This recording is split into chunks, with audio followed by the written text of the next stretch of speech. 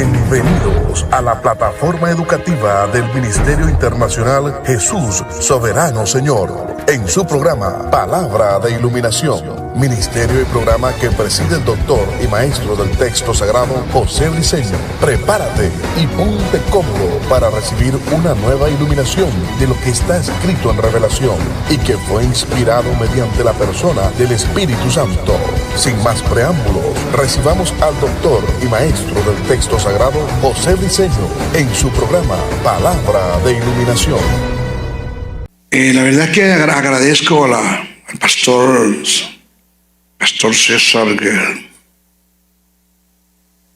por la oportunidad que me da para ministrar la palabra, porque el confiarle este lugar a una persona para que dé sus liturgias, esto es una gran responsabilidad. Carlos H. Spurgeon, el príncipe de los predicadores, en una ocasión dijo, cito: entregarle el púlpito a una persona que no conozca el texto sagrado desde el punto de vista polifacético, exegético y sistemático es como entregarle un quirófano a un carnicero. ¿Qué cree usted que puede hacer un carnicero en un quirófano? Destruir, acabar, machetear, arrasar, despellejar, deshuesar. Igual Carlos H. Spurgeon dijo, no sé si fue que profetizó, pero él dijo, llegará el tiempo que en vez de tener en nuestras congregaciones pastores pastoreando ovejas, tendremos payasos entreteniendo cabras. Y usted se da cuenta que la mayoría de nuestros servicios, yo voy a hablar creo que del 80%. Si abuso, perdone, pero la mayoría de nuestras congregaciones los domingos se entra en el terreno del sensacionalismo, del teatro, del show, del amarillismo, del que dígale que está a su lado, que profetizo sobre ti, que decreto, que te declaro. Y ese no fue el mensaje de Jesús ni fue el mensaje de los apóstoles. De modo que gracias al pastor César Gell estamos en el estado de Texas, la hermosa ciudad de Dallas, transmitiendo para un mundo. Estamos por la web, en la iglesia Centro Familiar, pastorea nuestro pastor César Gell y su señora esposa Elena Gell. Gracias por la invitación que me dan. Está mi familia, mi esposa, Amaravera de Briceño, 36 años de casado y todavía me habla. Mi hija, María Graviela, mi yerno y mi nietecita está durmiendo. Yo le llamo la señora Children, la suegra de mi esposa, de mi hija y su hijo. Están todos acá, la familia, gracias porque me acompañan. Y quiero que usted le dé un aplauso al Señor para recibir la palabra. Vamos fuerte para recibir la palabra. Quiero leer dos textos bíblicos y ese va a ser el fundamento de nuestra predicación. El apóstol Pablo escribe a los Corintios, capítulo 5, verso 17. Entiendo que la gente se coloca de pie, pero quédese sentadito, ¿no? No tengo problemas con que usted se quede sentado. La Biblia dice que Jesús sentándose enseñaba a sus discípulos. El apóstol Pablo escribe a los Corintios, capítulo 2, segunda carta a Corintios, capítulo 5, verso 17. Dice así, cito: de modo que si alguno está en Cristo, nueva criatura es. Las cosas viejas pasaron, y aquí todas son hechas nuevas.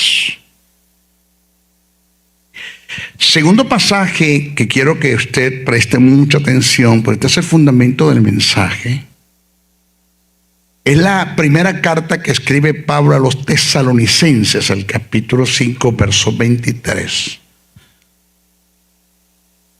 Dice, y el mismo Dios de paz os santifique por completo.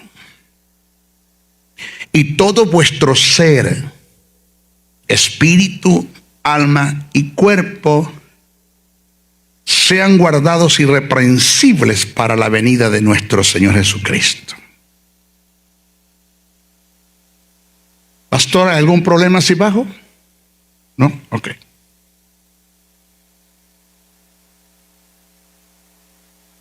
Oiga esto.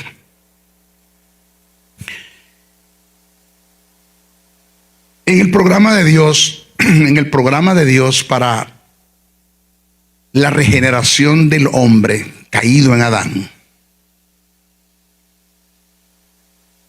se deben dar 4 cambios en él. Quiero que por favor me presten mucha atención, porque no soy apóstol, ni profeta, ni pastor, ni evangelista, soy maestro, y el mensaje del maestro es un poco, para los que no les gustan el estudio de las Escrituras, se convierte un poco engorroso, ¿no?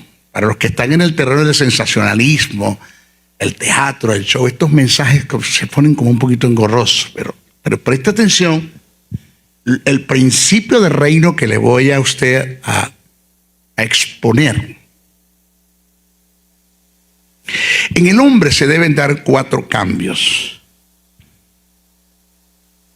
Estamos hablando del hombre caído en Adán. 1 es la metaneuma. Meta, cambio, neuma, espíritu. Donde viene la palabra neumonología, neumático, viento, aliento, reparación, soplo. Una metaneuma. Después de la metaneuma se debe dar una metanoia. Metanoia, que es un cambio de mente, de forma de pensar. Después de la metanoia se debe dar un cambio, una metabiot, con B larga, aunque tiene que ver con vida biológica, es B larga, metabiot, que tiene que ver con tu forma de conducirte, de hablar, de tratar a la gente. Tiene que ver con el testimonio que tú das ante las personas que te rodean. Y se debe dar lo que llaman una metamorfosis, cambio de cuerpo, que eso se va a dar cuando Jesús venga a levantar a la iglesia. Morimos, los que estemos muertos o los que estén muertos serán transformados, y los que estén vivos también seremos transformados en una metamorfosis. Voy a dirigirme a los que están acá. Los que me están viendo también allá, pero escuche. Lo sé que ya en nosotros se cumplió una metaneuma, hubo un cambio de espíritu, ya. El texto que acabamos de leer.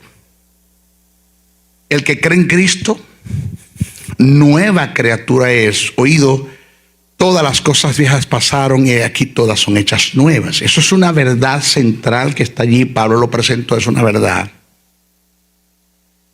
Pero debemos tener claro que el hombre es un espíritu, tiene un alma y vive en un cuerpo. Eso es lo que se conoce teológicamente como la tricotomía del hombre. Lamentándolo mucho, en la Casidro de Reina y la versión de Cipriano de Valera, más San Jerónimo de Estridón en la Vulgata Latina, le negaron el artículo determinado en el nombramiento de cada uno de los componentes del hombre, que eso le resta fuerza y luz al pasaje. En nuestra Biblia dice, y todo vuestro ser, espíritu, alma y cuerpo, pero el texto en el griego koiné originalmente se escribió así: todo vuestro ser, el espíritu, el alma y el cuerpo. El artículo determinado antes de nombrar cada uno de los componentes del hombre. Queriendo decir que la verdadera persona, tu persona, tú eres un espíritu, tienes un alma y vives en un cuerpo. El espíritu es la persona, en el alma está la personalidad y en el cuerpo se manifiesta. Cuando tú mueras, tu alma y tu espíritu son inseparables. Cuando la Biblia dice que el alma que pecare morirá, eso está en el Antiguo Testamento y tiene una una razón el por qué se dijo, porque los padres se negaron a Dios y los hijos se negaron a Dios y le dijeron, pero ¿por qué nuestros padres comen las uvas y a los hijos les da la dentera? Yo creo que cada quien que coma uva que tenga su dentera. Entonces Jehová dijo, ya más no será así, el alma que pecare morirá.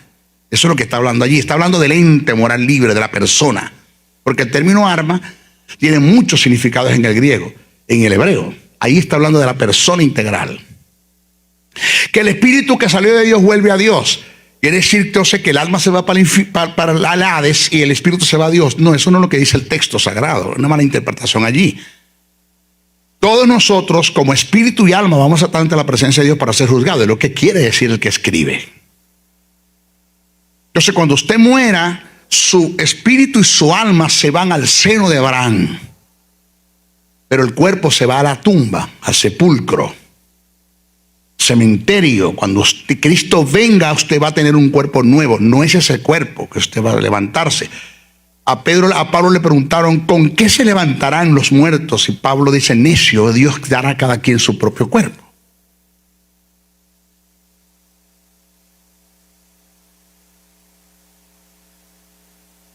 El espíritu, el cambio que se dio en el espíritu del hombre es un suceso.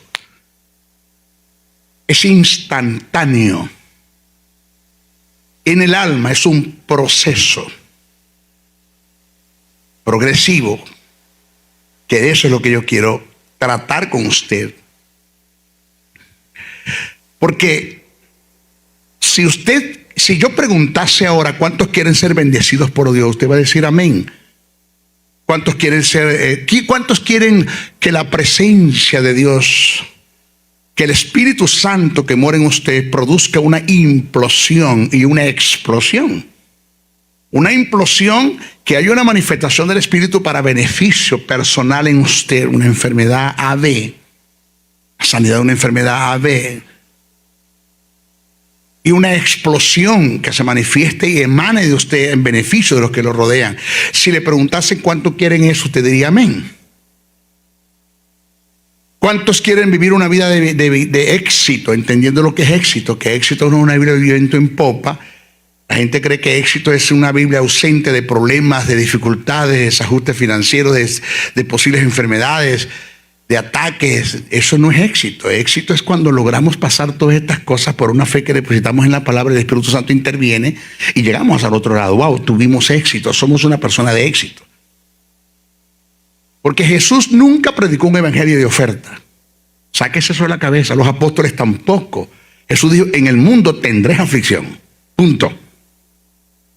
Usted mientras esté acá en la tierra, usted no está exento de posibles ataques, tentaciones, enfermedades, desajustes financieros para usted de contar.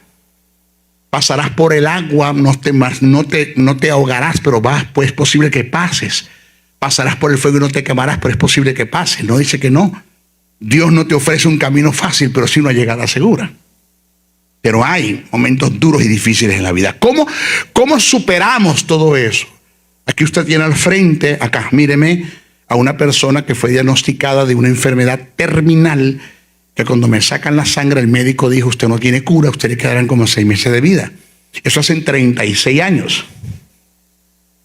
¿Cómo intervino el Espíritu Santo en mi vida y me sana? ¿Cómo fui libre del COVID? Que casi, cuando me llegó el médico y me dijo un papel en el pecho, fírmame porque hay que entubarte mañana.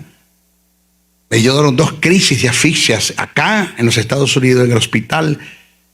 El otro día el médico cuando llegó dijo, no sé qué pasó, pero tu corazón funciona bien y tus pulmones mejoraron. Wow, no hay que entubarte. El Espíritu Santo intervino y hubo una sanidad. Pero ¿cómo se da eso de la noche a la mañana? Es, como decimos en Venezuela, pastor, es soplar y hacer botella. Eso viene declarando, decretando, profetizando. No, eso no va a venir así. Por eso es que el mensaje del maestro Briceño no le gusta a muchos, pero es Biblia, es palabra, porque no entro en el sensacionalismo, no te doy un mensaje de oferta, te digo una verdad, te digo la verdad, te pongo los pies sobre la tierra. Yo te voy a colocar, vamos a hablar del cambio de espíritu. En la cruz del Calvario, ubíquese usted. Usted va a hacer el papel del ladrón que está a la mano derecha de Jesús. Y Jesús está en la cruz del Calvario. Ahí está, en la cruz. Una vez que usted deposita la fe en acepta el plan de salvación mediante Dios por la persona de Jesucristo, el Espíritu Santo produce en usted lo que llaman la metaneuma, que es lo que le acabo de expresar. ¿Qué es eso, maestro? En la cruz del Calvario se dieron 3 incidentes que son redención, remisión y propiciación. 3 incidentes, cosas que nadie nos vio. Ni el populacho, ni los soldados, ni los militares, ni los religiosos. Ninguno de los que estuvo en la cruz pudo ver eso en el mundo espiritual. Eso se le fue inspirado al apóstol Pablo. El apóstol Pablo lo deja que escrito en revelación y a nosotros se nos tiene que iluminar eso. Debemos entender eso. Es el papel del maestro briseño, hacerle entender a usted unas verdades del reino que le van a producir cambios en su vida. Yo lo sé. Pero de los 3 incidentes voy a hablar de uno, que es remisión, que es quitar de para poner en, que es el misterio del cambio, que es lo que se llama en el acto de amputación e imputación. Vamos a trabajar con esos 2 términos, clínicamente hablando, amputar e imputar. Dios colocó en la cruz a su Hijo y te colocó a ti. Aceptaste el plan de salvación. Oído, Dios amputa de ti la semilla del pecado que Satanás colocó en Adán. La semilla del pecado. Una cosa es hablar del pecado desde el punto de vista plural, y otra cosa es hablar del pecado desde el punto de vista singular. La Biblia dice que el Espíritu Santo convence al mundo ¿de qué? Ayúdeme. De pecado. No está hablando plural, sino singular. Porque lo que lleva al hombre al infierno no son los pecados que hace. Lo que lleva al hombre al infierno no es el adulterio, fornicación, inmundicia, lascivia, idolatría, hechicería, enemistades, pleitos, celos, iras, contiendas, disensiones, herejías, homicidios, borracheras, orgías. Porque dejándolo de hacer, pues se va para el cielo. El hombre con mayor glamour, excelencia, estética, belleza de los tiempos de Jesús se llama Nicodemo, un ejemplar, leal, lealtad, íntegro. Y Jesús le dijo, nada de lo que tú estás haciendo, de tu integridad, tu moral, tu ética, tu responsabilidad, tu lealtad, nada de eso te sirve para entrar al cielo. Si no naces de nuevo, tú no puedes entrar. Uy. Si en ti no se produce la remisión, no vas a poder entrar. El que no cometa pecados después de haber sido libre del estado de pecado, eso es el deber ser de un creyente. Pero yo no voy a ser santo yo no voy a vivir en santidad para ser salvo. Yo no voy a estar cuidando una salvación que no depende de mí.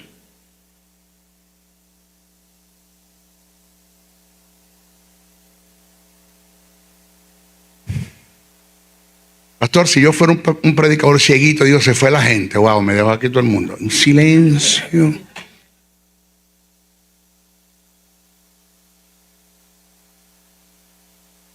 Voy. Dios quita de ti, estirpa, desramifica, amputa de ti la semilla satánica. ¿Qué es la semilla satánica? El pecado. Que entró en Adán por desobediencia. Corrijo algo. El pecado número 1 que el hombre cometió en el huerto de Adán no fue la desobediencia, fue haberle dado más credibilidad a la palabra del diablo que a la de Dios. Dudar, y el dudar lo llevó a desobedecer. Por eso es que una persona que vive en temores, dudas y ansiedades no agrada a Dios, porque fue lo primero que el hombre cometió en el huerto del Edén. Ese es otro tema. Esos son otros 20 chavos, eso es harina de otro costal. No quiero entrar por allá. Vamos para acá, venga para acá. Escuche. Dios quita de ti la semilla de pecado y la coloca en Jesús. Pero quita, amputa de Jesús la justicia divina y la imputa sobre ti. Amputa de Jesús la justicia divina y la imputa sobre ti. Misterio del cambio. ¿Le suena eso? ¿Lo dice la Biblia, maestro? Póngamelo en la Biblia, póngamelo en la Biblia. Al que no conoció pecado, por nosotros lo hizo pecado, para que nosotros fuésemos hechos justicia de Dios en él. Misterio del cambio. Por eso cuando usted se levanta en la mañana y le dice, Señor, yo soy un pecador, Dios le dice a Cristo, usted no sabe lo que es. Porque la Biblia no dice en ninguna parte que Él es un pecador. La Biblia dice que Él es la justicia de Dios en Cristo Jesús. Que Él peca es otra cosa. Son dos cosas diferentes. Yo no soy un pecador, yo soy la justicia de Dios en Cristo Jesús. Y caigo en un supuesto negado, que caigo en el pecado más sucio, más horrendo y más degradante de este mundo, sigo siendo justo delante de Dios. Porque el pecado no afecta a mi justicia, afecta a mi santidad. Wow, dos cosas diferentes.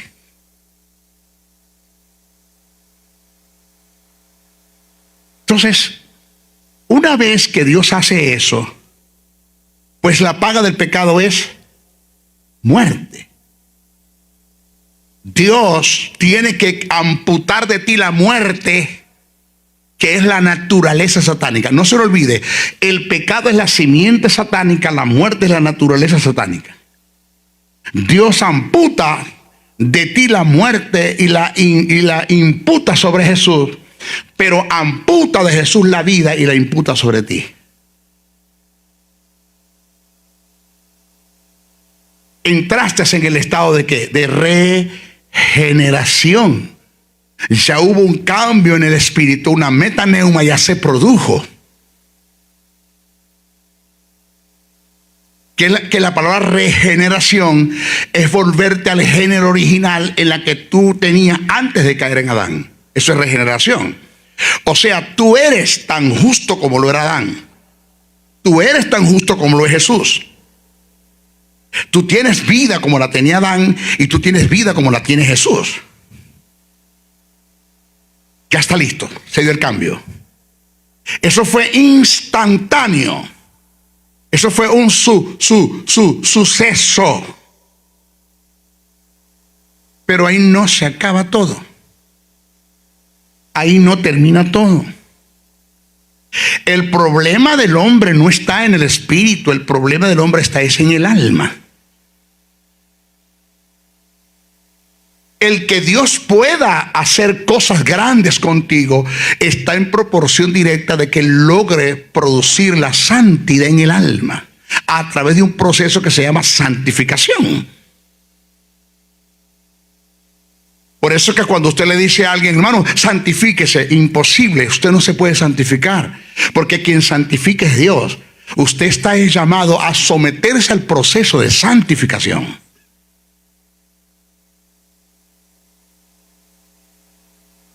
El alma,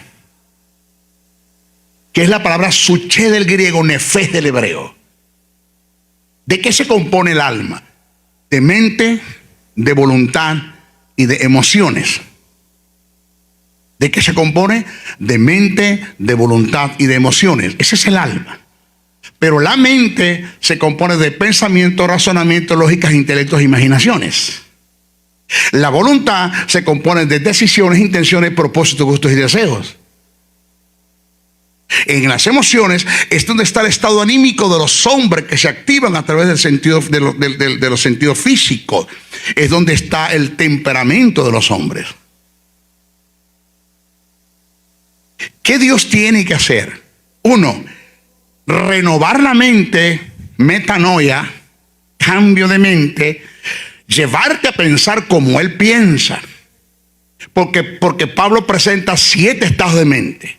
La mente carnal, la mente corrompida, la mente entenebrecida, la mente vana, la mente cauterizada, la mente reprobada y la mente espiritual. Todo eso está en la Biblia. Que los evangélicos, no usted, son por allá por los esquimales, no estudien, es otra cosa. Que lo que hace es que leen Biblia es otra cosa, por eso está en la Biblia. Está en la Biblia, maestra, ¿o no? Está allí. Entonces Dios tiene que sacarte de cualquier estado de mente en la que tú estás, porque estás en una de ellas, no puedes estar en dos. La mente carnal te lleva a la mente entenebrecida, la mente entenebrecida te lleva a la mente cauterizada, la mente cauterizada, y así, un estado de mente te lleva a otro estado de mente.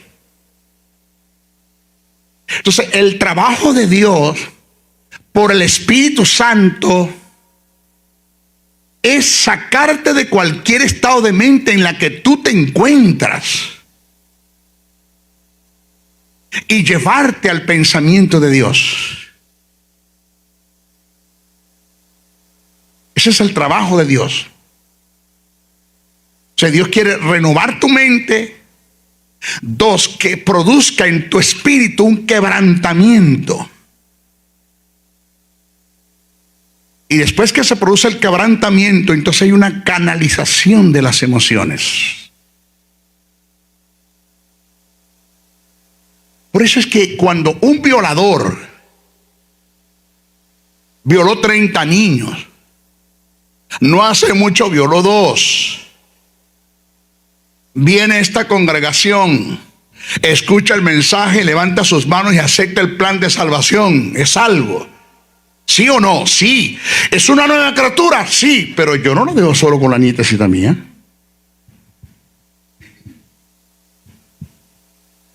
No. Porque hay un proceso en el alma que se lleva toda la vida. Pablo, el hombre que escribió 14 cartas, que fue traspuesto hasta el tercer cielo, dijo: no creo haberlo alcanzado todo. ¿No?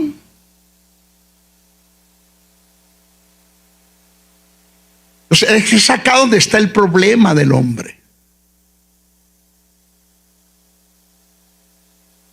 De que su forma de pensar no es la forma de pensar de Dios.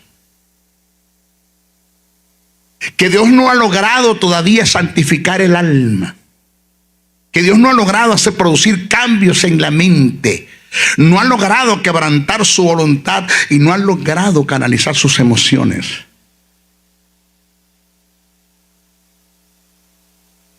Por favor, Pastor Girl, pastora, maestra, acéptese el término. Mis ofensas, por favor, no quiero. Acéptese el término que voy a utilizar, porque no lo debo utilizar para Dios. Es la etapa más difícil de Dios. No lo debo utilizar para Dios porque para Dios nada es difícil. Pero se lo digo para que me entendáis, para que me agarréis lo que te quiero decir. Lo serio del asunto, es la etapa más difícil de Dios. Producir la santidad en el hombre, en el alma. No es nada fácil.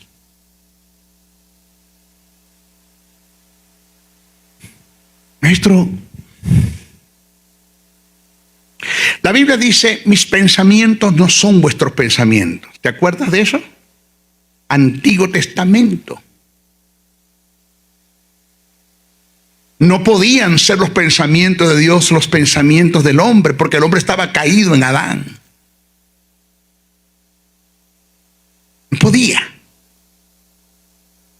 Esto está antes de la cruz. Después de la cruz, Dios quiere que tus pensamientos sean sus pensamientos. El apóstol Pablo escribe, y lo dejó bien asentado en el texto sagrado, que el Espíritu Santo se encarga de escudriñar la mente del Padre para revelársela a la iglesia. Para enseñarle a la iglesia cómo piensa Dios en relación a B. ¿Cómo piensa Dios en relación a la sanidad? ¿Cómo piensa Dios en relación al dinero? ¿Cómo piensa Dios en relación a todo lo que tenga que ver con soteriología? ¿Cómo piensa Dios? Entonces es ahora cuando usted va a entender que por esta causa hay oraciones que usted hizo y nunca fueron respondidas. Muchos que levantan las manos, levantan estandartes, dan gritos de guerra, grito de guerra, grito de júbilo, Todo lo que están haciendo en la congregación ni siquiera le está llegando a Dios. Dios se desentiende de todo lo que estás haciendo. ¿Por qué? Porque lo que estás haciendo, emitiendo, está en proporción directa a una forma de pensar que está muy lejos de lo que Dios piensa.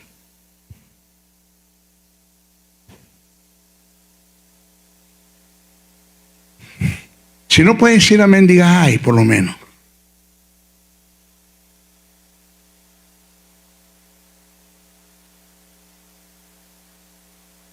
Jesús dijo, el Espíritu Santo tomará de lo mío y te lo hará saber.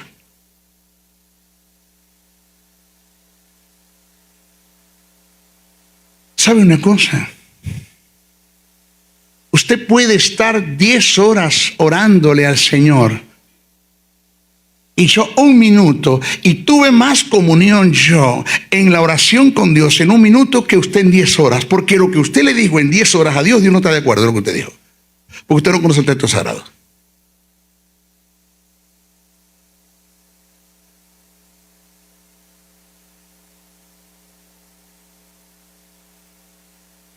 Entonces es cuando vemos la necesidad, señores, urgente que tenemos de maestros en las Escrituras, de maestros en nuestras iglesias, de maestros. El que el pastor suba, que cualquier predicador suba acá y dé un mensaje explicativo, aplique un mensaje a la iglesia, eso está bien, yo no critico eso. Pero la iglesia necesita es información para que haya una formación, para que haya un cambio de carácter. Porque el problema del hombre es el carácter. Es el carácter.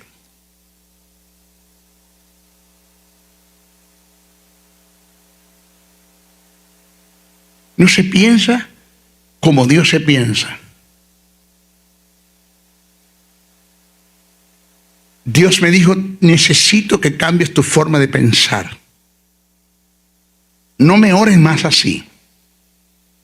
No me hables así, porque lo que me estás diciendo, la oración que estás haciendo es un cúmulo de información que tienes de de la basura que te enseñaron en la iglesia. De la mentira, del engaño. Porque nosotros hablamos de falsa doctrina, testigos de Jehová, mormones, adventistas, católicos. Pero ¿sabía usted, señores, que un 40% de lo que nosotros tenemos en nuestras iglesias es falsa doctrina?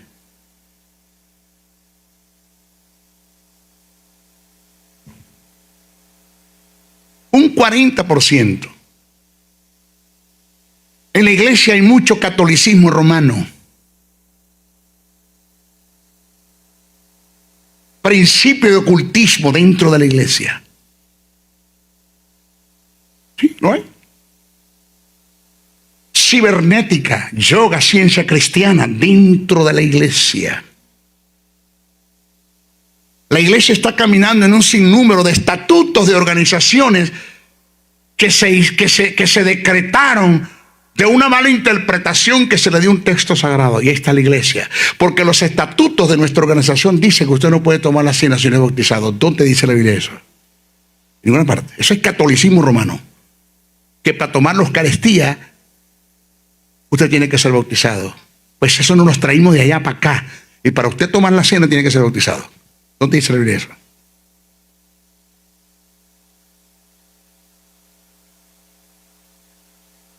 Ay, hermano, me duele la cabeza.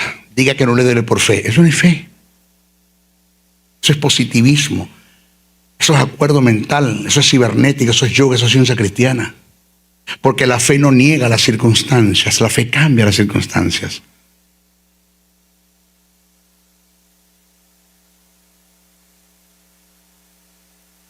La fe, usted no puede negar una fe. Usted no puede negar una verdad relativa con una verdad absoluta. Jamás.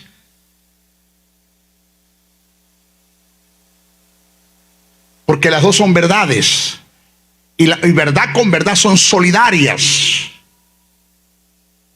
Las dos son solidarias. Y es cierto lo que te dijo la ciencia médica. Era cierto lo que la ciencia médica le dijo al maestro Briceño. A José Briceño: tienes una enfermedad en la sangre que no tiene cura. Eso es una verdad. Está allí. Y que por fe no la puedo negar, porque eso es presunción. Y la fe no es una presunción, la fe es una persuasión.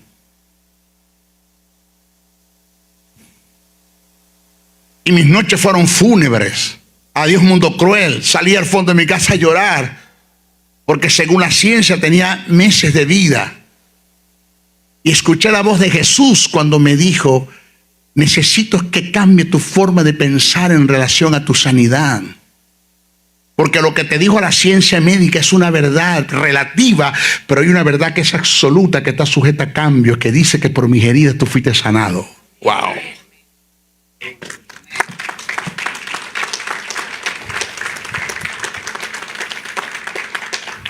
¿De qué tú me hablas? Piensa como yo pienso. Ya yo hice la obra en la cruz, ya yo llevé tu enfermedad. En este tiempo yo no estoy sanando a nadie, ya yo te sané. Posicionalmente tú fuiste sano. Que esa verdad posicional se haga una verdad posesional en ti depende de cómo tú piensas, de cómo tú creas. No depende de mí. Por eso hay mucha gente en el cementerio, por ende sepultada, que murieron creyendo que tenían fe y no era fe lo que tenían.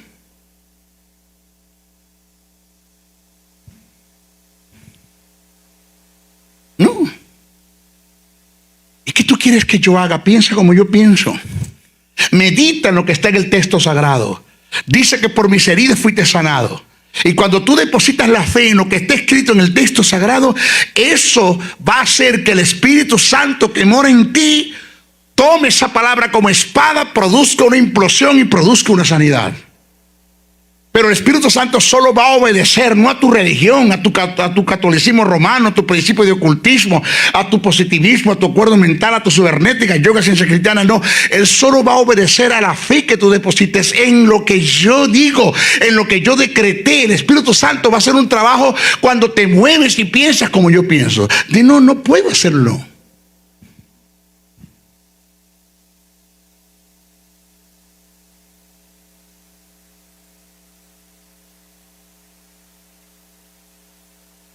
Puedo.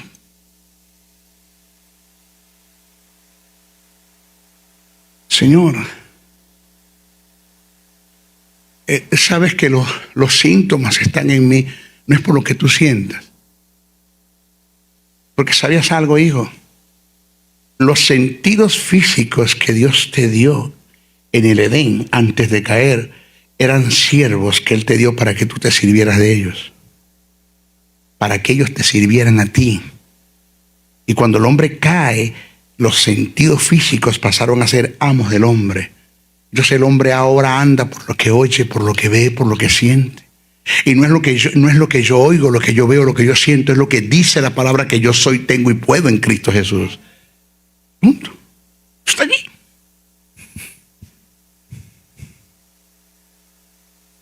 Entonces empezó una lucha interna en mí, el cual tenía que librar primero con mis temores. La lucha debía de librarla primero con mis temores. El problema no era la enfermedad, el problema era mi forma de pensar. No conocía a Dios.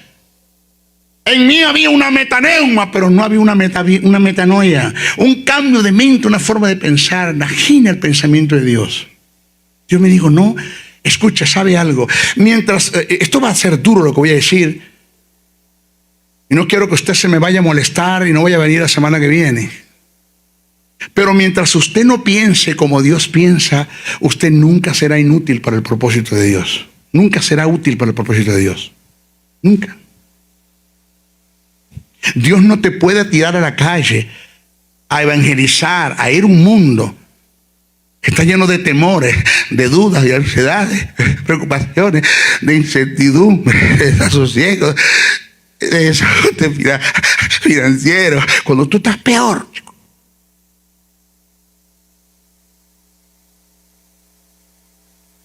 No puede. ¿Sabe que se cuenta de un evangélico que fue a una plaza y estaba un anciano sentado ahí. Le digo, disculpe, ¿le puedo participar? ¿Le puedo transmitir una palabra? Y digo, me dice el viejito, sí, claro que sí, mijo. ¿Usted sabe que Cristo le ama? Dice, sí, perfectamente. No hay amor como el de Jesús. ¿Usted sabe que Cristo murió por sus enfermedades? Yo nunca he estado enfermo, mijo. Siempre he estado perfectamente sano, perfectamente sano. Usted sabe que Cristo murió para mantener su hogar, un hogar estable, un hogar funcional. Yo no tengo problemas con mi hogar. Estoy esperando a mi viejita que viene por ahí. 60 años de casado tenemos. Y he sido toda la vida feliz, toda la vida feliz. Usted sabe que Cristo murió para sacarlo de su estado financiero, de la pobreza, de la miseria. Yo no soy pobre, ese edificio de cristal que está ahí es mío. Usted lo ve, ese es mío. Le dice el predicador al viejito, no, chico, ora por mí entonces. Ora por mí, sé que está mejor vos que yo. Eso pasa. Eso sucede. Y darte un mundo con la forma de pensar tan negativa, Dios no lo va a poder hacer. Levanta su mano y usted dice, Señor, úsame. No puedo. Yo no te llamé para guardarte en una gaveta, te llamé para usarte, pero no puedo. Mientras tú pienses como piensa el mundo, como piensa las tinieblas, como piensa y caminas por las circunstancias, y no como yo pienso. Mi palabra te lo dice, te lo enseña. Yo no voy a poder hacer contigo nada.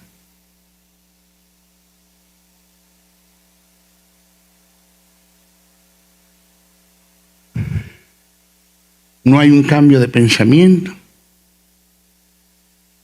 No hay la entrega de una voluntad. Porque mientras no haya una forma, un cambio de pensar, no habrá, jamás habrá un ceder de una voluntad. No hay un quebrantamiento en la iglesia. Por cuanto no hay quebrantamiento, no hay humillación. Por cuanto no hay humillación, no hay sumisión. Por cuanto no hay sumisión, no hay sujeción.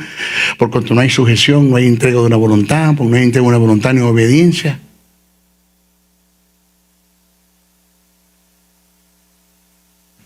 ¿Cómo Dios puede hacer el trabajo así? Repito, no es el espíritu, es tu forma, es el alma. Que voy a usar un vulgo, no una obscenidad, un vulgo, que todavía está encochinada. Todavía hay basura en el alma.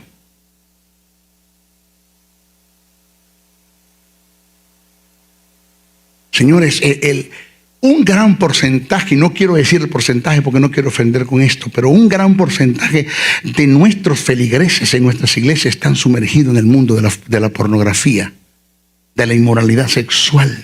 Un gran porcentaje.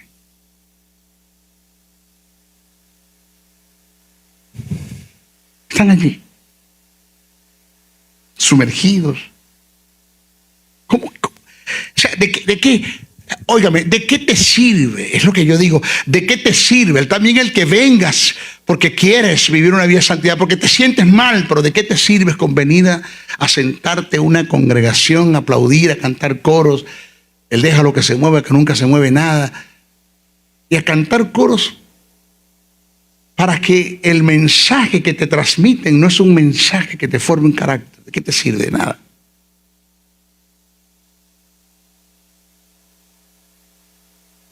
En la iglesia hay gente con resentimientos, como usted no tiene una idea. Raíces de amargura, odio, falta de perdón, envidia, dentro de la iglesia. Pecados ocultos, que nadie te los disciplina, nadie te los corrige, nadie te le hace un seguimiento. Porque en nuestras iglesias no más que se juzga el pecado que se hace del ombligo para abajo, porque se hace del ombligo para arriba nadie dice nada. Y usted va a la Biblia y la Biblia está llena de pasajes donde te dice que mientras tú vivas en los resentimientos, jamás Dios podrá hacer grandes cosas que va a hacer contigo. Serás una persona inútil para Dios, inútil para Dios. ¿Cómo Dios puede desarrollar en ti un propósito si tienes un problema de resentimientos?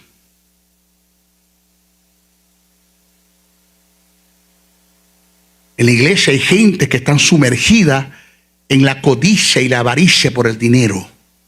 Lo que dice el apóstol Pablo cuando le escribe a Timoteo: no entres en el terreno de la filalguria, fila de filiguria, de lujuria, amor al dinero. En la iglesia hay gente que tiene una codicia y una avaricia por el dinero. ¿Sabes lo que es codicia? Es cuando tú quieres tener algo y haces lo que sea para obtenerlo. Y avaricia es cuando ya lo tienes y quieres tener más. En la iglesia ese tipo de gente que tienen un mamón interno, un ídolo interno. Ellos adoran es al dinero. Dios no tiene el lugar de ellos. Dios no tiene el primer lugar en ellos.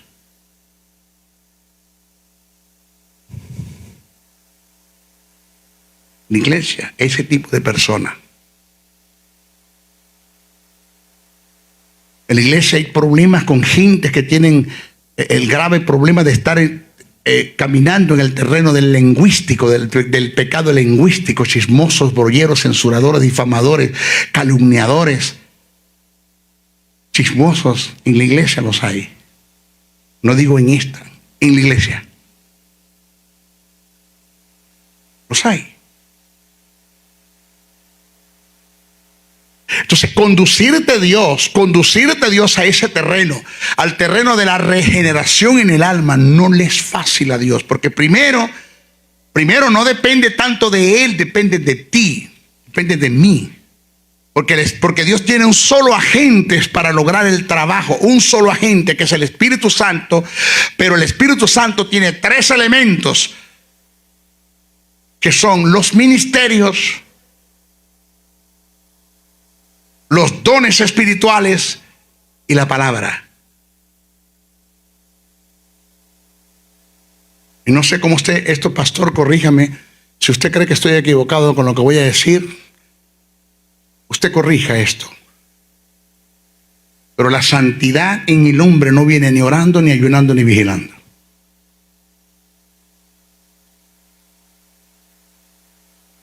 Eso tiene su lugar.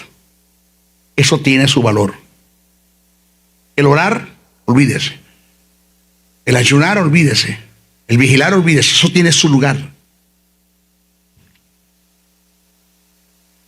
Pero la santidad en el hombre viene como producto de conocer las verdades del reino y someterse a ellas. Punto.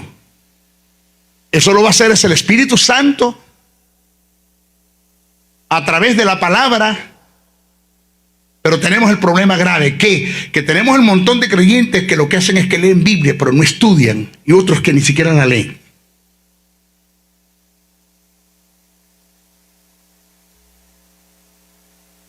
En cuanto a los ministerios, tenemos el grave problema que tenemos una escasez tremenda de maestros en las congregaciones, de maestros en nuestras congregaciones. No hay maestros. Muy pocos hay. No los hay. Muy poco. Por eso es que vamos a abrir la escuela acá. Vamos a empezar una serie de estudios todos los miércoles, donde va a tener una hilación de pensamiento. El mensaje, una hilación. Y voy a llevarte a pensar como Dios piensa, porque es la única forma que tú puedas ver la gloria de Dios manifestada en tu vida. El que tú pienses como Dios piensa. Si tú no piensas como Él piensa, no te va nunca. Mire, señores, usted va a estar en la iglesia como en una mecedora, moviéndose, pero usted nunca avanza. El José Briceño de hace 47 años, porque me acepté el plan de salvación el 18 de mayo de 1976. Hace 47 años, vamos a cumplir 48 años. El José Briceño de hace 47 años no es el mismo de ahora.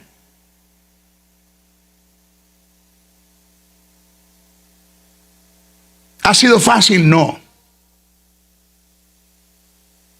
No ha sido fácil.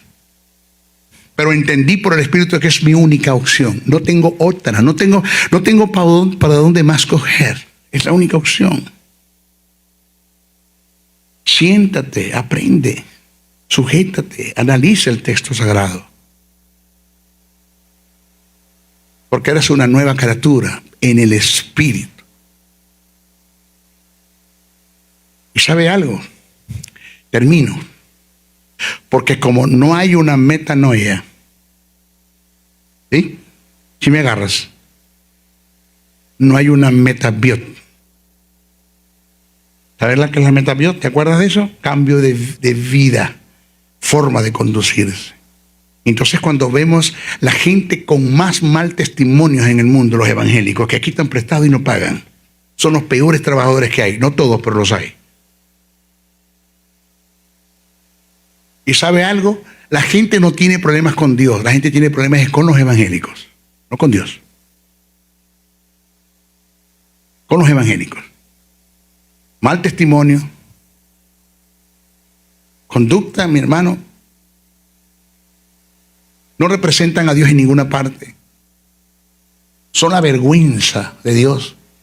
No son un vaso de honra. No estoy hablando de todos. No son un vaso de honra, sino son una deshonra para Dios. ¿Por qué? Porque hubo cambios en el espíritu. Justicia, vida, naciste de nuevo, regenerado, eres hijo de Dios, pero con una mala conducta como tú no tienes una idea.